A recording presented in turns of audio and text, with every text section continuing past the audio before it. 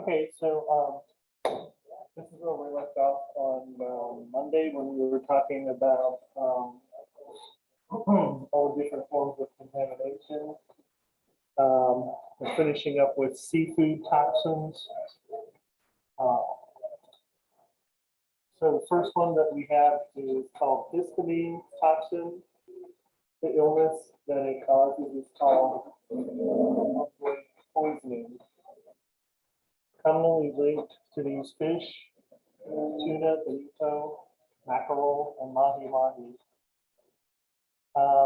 Common symptoms, it starts off with reddening of the face and neck, sweating, headache, burning or tingling sensation in the mouth or the throat, possibly later diarrhea and vomiting.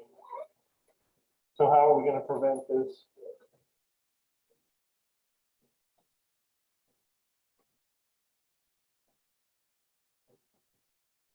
Pardon me? Cooking our fish properly. The biggest thing that we're going to have to do is buy it from an approved reputable supplier. And then we're also going to prevent time temperature abuse during the storage and preparation. Okay, next toxin, ciguatoxin, which causes ciguatera fish poisoning. Commonly linked to predatory tropical reef fish from the Pacific Ocean, Western Indian Ocean, and the Caribbean, including things like barracuda, grouper, jacks, and snapper. Reversal of hot and cold sensations, nausea, vomiting, tingling in the fingers, lips, or toes, joint and muscle pain. Our most important preventive action is going to be purchasing from approved reputable suppliers. Next one is called saxitoxin. It causes paralytic shellfish poisoning. It's commonly linked to shellfish from colder waters, those in the Pacific Northwest and New England coasts. So all of our shellfish, clams, oysters, mussels, and scallops. It starts off with numbness, tingling in the mouth, face, arms, and legs, dizziness, nausea, vomiting, and diarrhea. But it can progress to death from paralysis if enough of the toxin is consumed. And our biggest preventive measure is purchasing it from approved reputable suppliers. Brevetoxin, neurotoxic shellfish poisoning. This is found near us. Shellfish that comes from the warmer waters of the Gulf, which is the west coast of Florida, the Caribbean. And it's associated with clams, mussels, and oysters. So similar symptoms to the other toxins, tingling and numbness in the lips, tongue and throat, dizziness, hot and cold sensations, vomiting and diarrhea. Again, same thing, purchase our shellfish from approved reputable suppliers. Okay, the next one is called domoic acid. And it causes amnesic shellfish poisoning. Okay, so this is again from the cooler waters, shellfish. Initially, vomiting, diarrhea, and abdominal pain are the symptoms, but later the amnesic part of it starts coming in. Confusion, memory loss, disorientation, seizure, and coma. So this can be pretty serious as well. Surprise. Our most important preventive measure is purchasing these shellfish from approved reputable suppliers. Okay, so now away from seafood toxins and going to mushroom toxins. So foodborne illnesses caused from toxic mushrooms comes from eating toxic wild mushrooms. That happens whenever toxic mushrooms are mistaken for safe mushrooms. and can be prevented by purchasing good mushrooms from approved reputable suppliers. Other plant toxins usually happens when plants are purchased from unapproved suppliers. Can happen when certain plants aren't cooked correctly. An example is undercooked kidney beans. So if you're cooking them from the dried state and you don't cook them correctly, or they're undercooked, they can have plant toxins with them. All right, so that was the end of the contaminants from chapter 2. Now we're going to go over, if I find it, the allergens and people that are trying to harm our food.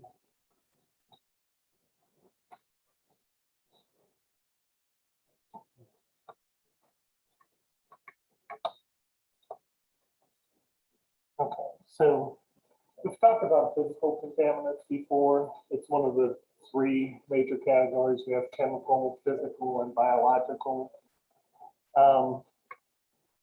So commonly, these are objects that get into food or that already exist inside the food. As you look carefully, you can see some metal shavings in this can of sliced peaches. It can happen when you're using a can opener. It could be any type of material from the packing of the food. So sometimes some fruits come in wooden cartons. It could be from a person, their fingernails, their jewelry, staples from the packaging, bandages from people that aren't wearing them properly. It could be glass that is broken in the kitchen, jewelry, dirt, and then again the natural objects of food, seeds from different types of fruits and bones. Okay, so whenever you ingest one of these things, there's a lot of things that can happen. You can easily get a cut in your mouth or your throat, or down in your esophagus to your stomach. Mild to fatal injuries are possible. You can break your teeth. You can choke. So first thing that we want to do is make sure we purchase everything from approved reputable suppliers. Closely inspect our food when we receive it, and take steps to prevent physical contamination, including practicing good personal hygiene. So your employees, as part of their hygiene program, have to make sure they don't have any loose nails or they're not wearing anything, type of jewelry that could fall off. For chemical contaminants, talked about these before, the cleaners, sanitizers, polishes, lubricants, pesticides, any of these chemicals that are used in a food service operation can make people sick. Also, the things that your employees could be wearing or using in the kitchen. I've never seen anybody use like a can of Lysol in the kitchen, but if you did, that could potentially contaminate product. First aid products, health and beauty products. So if you're putting on hand lotion, hairsprays, makeup, all that kind of stuff can contaminate food. Another source is kitchenware that doesn't belong in the kitchen.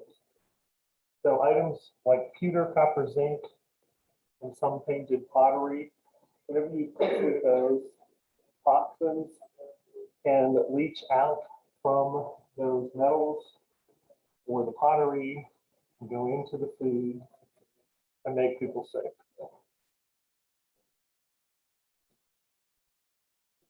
Symptoms of chemical contaminants. vary depending on which chemicals consumed, I'm sorry. Most illnesses occur within minutes. Vomiting and diarrhea would be typical reactions. In a serious case, if you suspect chemical contamination, call the emergency number in your area. What's our emergency number?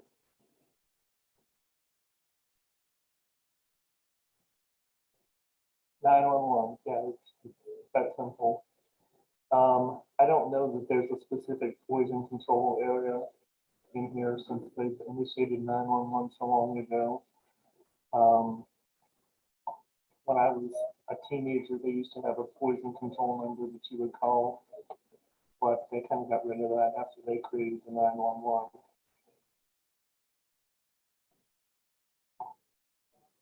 So preventing chemical contamination of the food product, start with using chemicals that are approved for use in a kitchen. And the people that supply your food can also supply your chemicals, and they're going to carry the chemicals that you can use.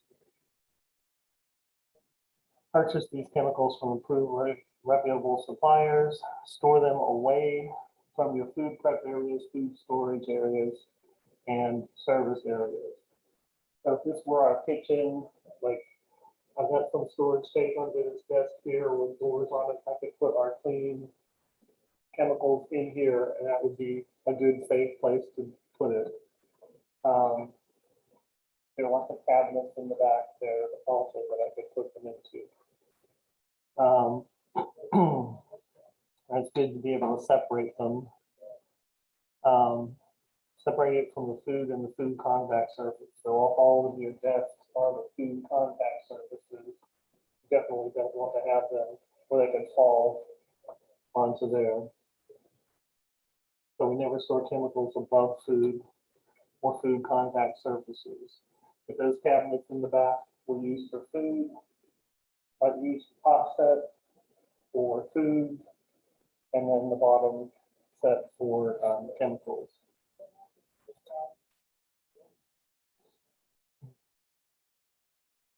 Okay, use chemicals for their intended use and follow your manufacturer's directions.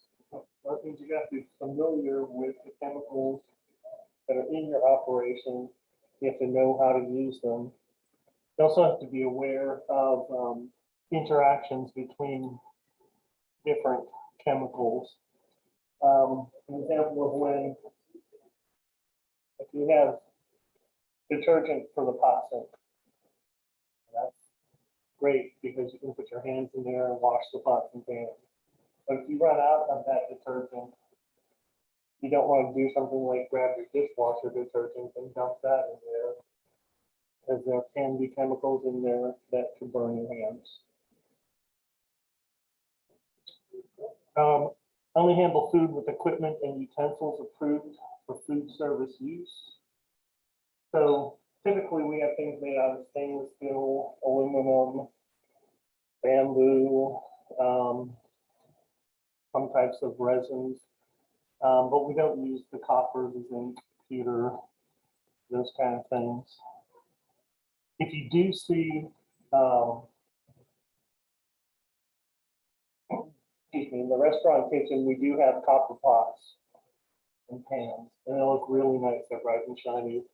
The insides of them are usually stainless steel, so the food is not coming in direct contact with the copper. Make sure you can read the labels on the original chemical containers. They're going to be directions from the manufacturer about how to dispose of leftover chemicals. A lot of them you don't want to just dump down the drain or toss into the garbage.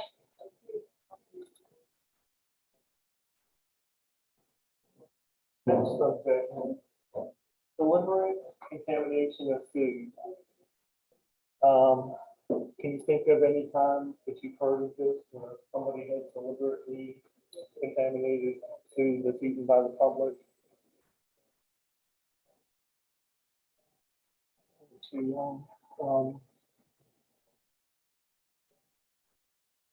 there was, there were a lot of scares after 9/11. Um, Places like Disney World were shut, so that we go to after 9/11, sometime in 3 or 4 months after 9/11. They stopped serving things with powdered sugar on them because there were threats of people putting anthrax in powders and anything that was possibly could have anthrax in it. And people were getting letters in the mail with those powders in them. Usually the mail post office was able to screen for that and catch those. So it could be there be lots of different people that want to contaminate food. Could be terrorists or activists. Some people feel really strongly that you shouldn't eat any type of animal. And they may go to the point of actually contaminating food coming from animals so that it makes people sick. Disgruntled current or former staff. So some people can't handle the workplace.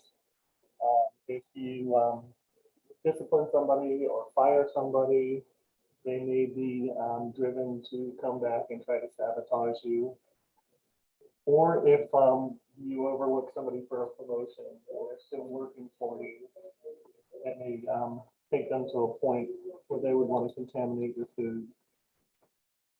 The vendors, the people that sell you your food, it could be somebody, I can't imagine a vendor purposely trying to put a restaurant out of business because that's how they make their money. But somebody that works for them could be upset with their particular company. Your competitors. There's a bunch of different people that it could be.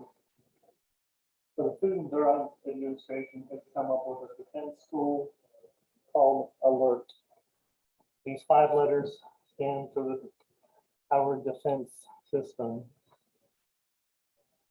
So the first step is assure that we are purchasing our ingredients from approved reputable suppliers or from safe sources. Look, monitor the security of products in the facility. So at the very least, things like alcohol should be locked securely in your operation. When they're out at the bar, that's one thing, but you should have a supply store somewhere else with limited access to it. But you want to have limited access to your food storage areas for anything. One of the reasons is so that no one tampers with it. This is very important. Employees need to know who is in your facility. And this comes a little bit early in the class, but I think this is our third class meeting, maybe the 4th time we're meeting. I know some of your faces, but you should be aware of who else is in the classroom with you. If all of a sudden some people are showing up that never showed up before, do that in the workplace as well. Learn who works with you. Usually when somebody comes in new, they'll introduce you around to the people that you're going to be working with. And then there may be different managers or people that might come walking through the kitchen from time to time, and you'll meet them. You get to know who they are. Then you get to recognize when a stranger is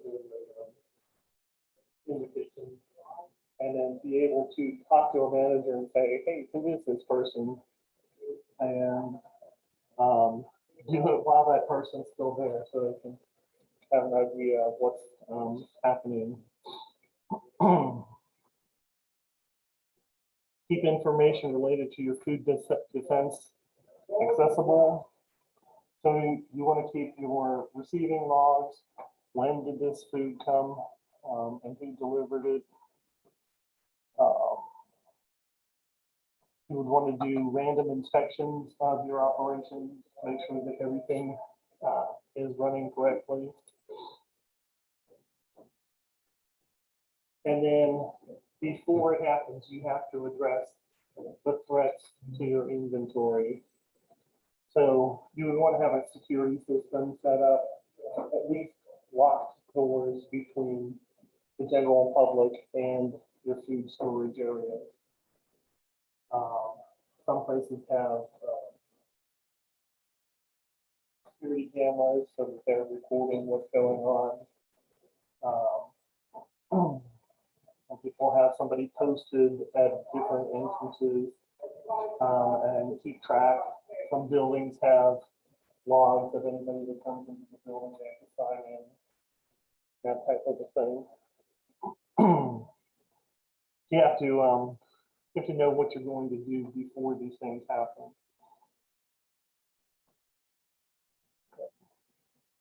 Next subject is food allergy. Anybody have a food allergy? Okay, that's about average, I guess, for a class this size. A food allergen is simply a protein within a food that some people are sensitive to. And naturally occurring. And when enough of it is eaten, allergic reaction can occur. Okay, so food allergen symptoms.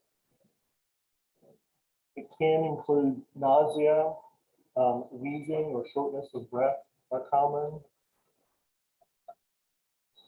Hives or itchy rashes, swelling in the face, the eyes, the hands, or the feet. Some people can, they put something in their mouth starts to tingle, or their tongue, and if they swallow it, they can feel it, like that kind of feeling going down their throats. And then once it gets into the bloodstream, then they'll start seeing things like the hives. Different parts of the body are going to swell up, especially in the throat and in the chest. They have vomiting or diarrhea, abdominal pain, and an itchy throat. These things usually happen very quickly. Not something like the foodborne illness can take hours to weeks to manifest, but the allergies usually happen and come on pretty quickly. That can become serious. A severe reaction called anaphylaxis can lead to death. Does anybody have a severe food allergy? Okay, so do you carry an EpiPen with you? Should you? Your insurance doesn't cover the work address. That's all. Okay. So yeah, an EpiPen is a drug that you can take if you're having a severe allergic reaction, and you just quickly inject it. You'll keep the severity of the reaction lower. Okay, so we have 8 common food allergens that you have to know for this class. These cause the majority of allergic reactions in America. There's a 9th one that they're aware of, and that's sesame, sesame oil or sesame seeds. I don't think it's going to be on the test, but if you're working in any type of a professional kitchen, you should now be telling people when something includes sesame. The 8 that we have to know today are milk products such as cheese, soy, both the soybeans, tofu, any type of soy product, eggs, wheat, peanuts, Everybody knows that peanuts grow underground. Tree nuts, such as walnuts and pecans. Fish and shellfish, crustaceans, crab, lobster, and shrimp. So those are the big 8. You're going to need to memorize all 8 of them, because they'll do something like give you 5 of them and then say, okay, what else is one of the top 8 allergens? And then I have this in here, coming soon is going to be sesame. So probably when you have to recertify for this exam, sesame will be in there, and that's in 5 years. Okay, so to prevent allergic reactions, the people that are working as servers in your dining rooms need to be able to describe the menu items and if there are allergens in them. Anybody work as a server in a restaurant? Do you go over the menu items, or do they tell you when there's an allergen, that type of thing? I'll usually go back to it. Okay, and that's a good practice as well. Go back to the kitchen, tell the chef, this person's allergic to peanuts. We've got to make sure that they don't get anything that has come into contact with peanuts or contains peanuts. Identify any allergens in the item.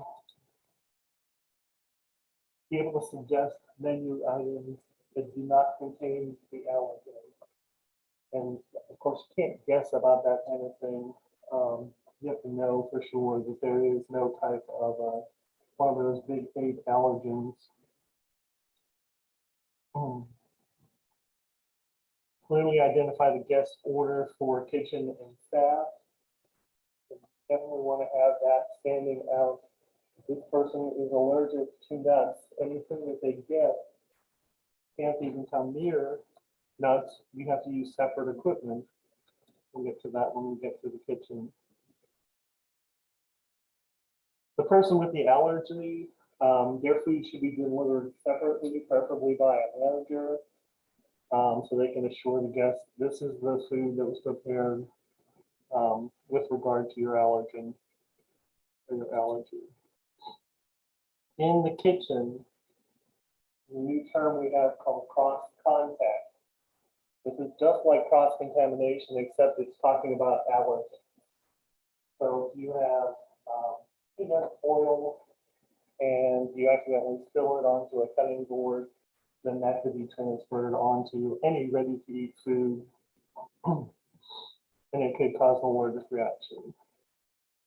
So some other things that we do not cook different types of food in the same fryer oil. So in this picture, we've got fried chicken, and it looks like some kind of shrimp or crab product. So is it a problem to have those in the same fryer? Yes, yes, it certainly is. And then do not put food on surfaces that have touched allergens. So I'm trying to think if it was last spring or last fall, I had to cover for the dining room in one of the bistro restaurant classes.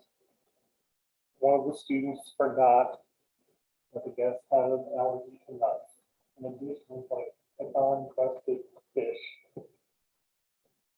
So they come out, they serve it. The guest immediately identifies, pecan ball is a dish, I'm not going to be able to eat it. I go back into the kitchen, make sure that the server is communicating that. The chef in charge quickly took control of the situation. You know, the students had already been trained, but okay, allergen, new, clean, sanitized equipment. We're not going to use anything that we have used to cook other dishes in. It doesn't make any sense to use the same pan that you've been preparing this fish in with pecans for somebody that's got an allergy to pecans. Check food labels for allergens. Okay, so there's a food label here. It looks like it could be some kind of a stock, the stock that you might buy in a box. But it's got to tell you if it does contain an allergen. So it contains wheat, which is a potential allergen. A couple summers ago, I had a group of students, and one of them had a nut allergy.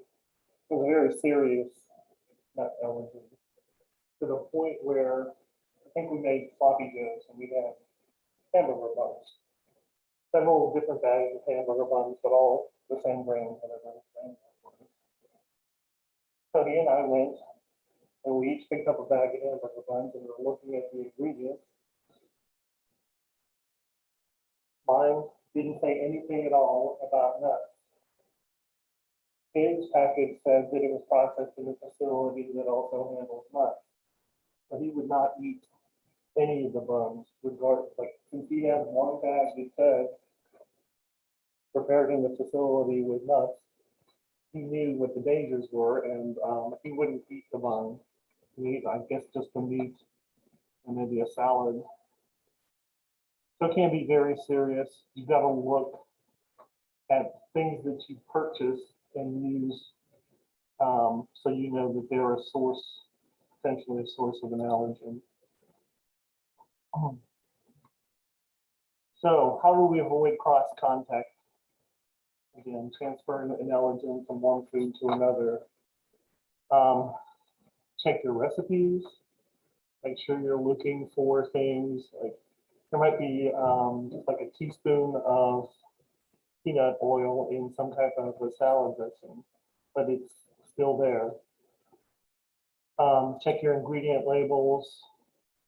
Make sure we are carefully washing, rinsing, sanitizing cookware, utensils, and our equipment. Make sure the allergen doesn't touch anything for customers with food allergies. Wash your hands and change clothes before prepping food. Use separate fires, separate cooking oils for guests with food allergies. Also, anybody ever, does anybody know what the standard breading procedure is? Whenever you're working a fry station, you're doing fried chicken, you have wet, dry, and wet. You have, I'm sorry, dry, wet, and dry. You have usually like a seasoned flour. You put your raw chicken into it with your dry hand. You drop that into the eggs. You use your wet hand. Turn that in, and that you drop it into your breading, and then use your dry hand for that. Point of this is if I'm doing chicken in there and I'm also doing shrimp in there, then I could have cross contact with the crustaceans, the shrimp, and the chicken, which is not an allergen. So you would have to have a separate prep station for that. Label food packaged on site for retail use. So if you do, a lot of restaurants will package up their own salad dressing for people to take home. And if it has any of the allergens in it, just like at the supermarket, you've got to be able to put that on there so that people know. Okay, questions about contaminants, how food becomes unsafe, allergens. Okay, so I think quiz 2 is due by Friday night, the 5th. And just let me know if you have any questions.